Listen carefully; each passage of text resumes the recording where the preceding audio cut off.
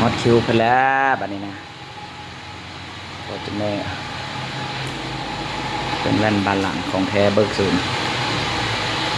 แถมทีมพร้อมเด้อตัวนี้ลูกค้าไทยสนใจ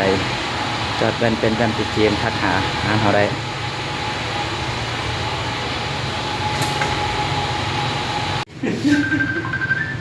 สบายดีวันนี้เปลี่ยนแว่นวิโก้อีกแล้วเดนิต้าวิโก้ลูกค้าเลือกของโรงงานวันนี้2 คันเด้อวันนี้Fortunerอีกคันหนึ่งบานหลังกำลังท่าเรียนคิวเข้ามันนี่Fortunerบานหลังวันนี้ลูกค้าเลือกของแท้เบิกศูนย์26